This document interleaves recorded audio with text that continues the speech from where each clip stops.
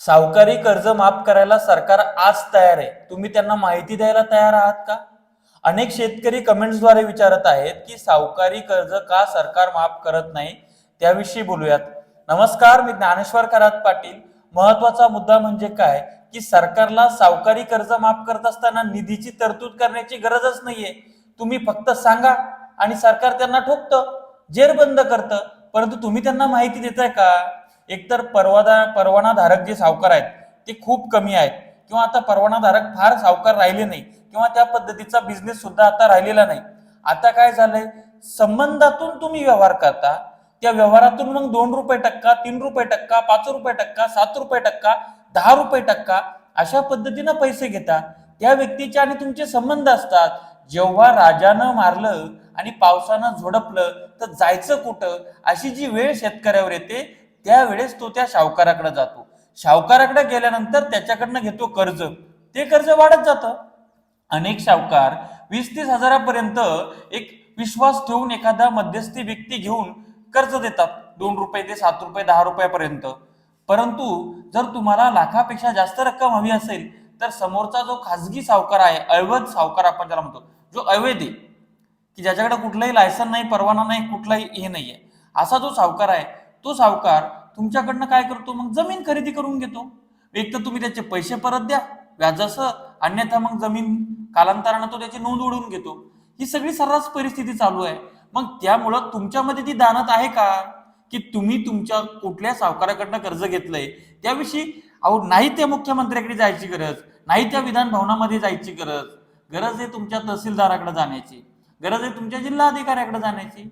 तिथे जाऊन तक्रार द्या फक्त, या खासगी सावकाराकडनं मी कर्ज घेतलेलं आहे आणि तो व्याजावर व्याज मी त्याचं भरत चाललेलो आहे. तो त्या ठिकाणी मला सूट देतच नाहीये, माझी जमीन त्यानं अडकली. तक्रार देऊ शकता तुम्ही. त्या तक्रारीचा पंचनामा होईल. खरंच तुम्ही कर्ज घेतलं नाही घेतलं ते पुरावे तुम्हाला त्या ठिकाणी सिद्ध करावे लागतील, आणि घेतलं असेल तर त्या सावकारावर गुन्हा दाखल होईल आणि तुम्हाला त्यातनं सुटका होईल. पण मुळामध्ये आपण संबंधातून या सगळ्या गोष्टी करतो ना, त्याच्यामुळे तर सगळा प्रॉब्लेम येतो. आणि दुसरा महत्वाचा मुद्दा म्हणजे काय, अनेकदा सरकारकडं बँका असतील किंवा सहकारी संस्था असतील याची माहिती असते, त्या सरकारच्या नियमाच्या नियंत्रणामध्ये चालत असतात. आता हे जे सावकार आहेत सगळे अवैध सावकार आहेत, हे कर्ज कधी घेतलं, कोणाजवळ घेतलं, कोण मदतरी होतं, काय डॉक्युमेंट आहे, कुठलाही पुरावा त्या संदर्भात नसतो. मग त्यावेळेस सरकार तुमची कर्जमाफी ती कशी करणार आहे, हाही एक महत्वाचा आहे ना. त्याची अधिकृत नोंद नसते, लिखित नसतं, नोंदणी नसते. ठीक आहे. त्याच्यामुळं खासगी सावकारांचं कर्जही माफ केलं असतं सरकारनं, मात्र त्या संदर्भातली कुठलीही यंत्रणा किंवा कागदोपत्री त्याची नोंदच नाहीये. त्याच्यामुळं ते पण काही विषय त्या ठिकाणी येत नाहीये. आणि तुम्हाला जर वाटलं तर मग महाराष्ट्रामध्ये खासगी सावकारावर नियंत्रणासाठी मनी लेंडिंग रेग्युलेशन ऍक्ट 2014 असा कायदा आहे. या कायद्यानुसार सावकारांनी परवाना घ्यावा लागतो, व्याजदरावर मर्यादा असते. मात्र आता तसे कोणी राहिलेच नाही. आता हे सगळे संबंधातून निर्माण झालेले, थोडाफार पैसा आला की तो व्याजानं द्यायचा आणि त्यातनं मग ते लोकांचं रक्त प्यायचं. 2 रुपये, 5 रुपये, 3 रुपये, 7 रुपये टक्का, 10 रुपये टक्का काही लोक रक्त पिण्यासाठी घेतात आणि मग ते सगळं असा विषय होतो. त्यामुळे तुम्हाला जर तुमचं सावकारी कर्ज फेडायचं जीवावर आला असेल आणि तुमच्या सावकारी कर्जामध्ये तुम्हाला जर का वाटत असेल समोरचा व्यक्ती तुमचं रक्त शोषण करतोय, तर त्यावेळेस तुम्ही जिल्हाधिकारी किंवा तहसीलदाराकडे एक तक्रार जर दिली तर तुमचं कर्ज माफ होऊन जातं. आणि महत्वाचं म्हणजे तुमचे संबंध तुम्हाला महत्वाचे आहेत.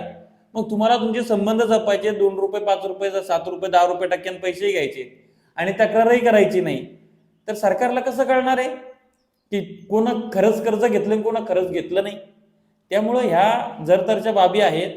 जर तुम्हाला कर्जमाफी सावकाराच्या तावडीतून हवी असेल तर एकच तक्रार करा जिल्हाधिकारी किंवा तहसीलदाराकडे, कर्जमाफी लगेच होऊन जाते, सावकारावर गुन्हा दाखल होतो.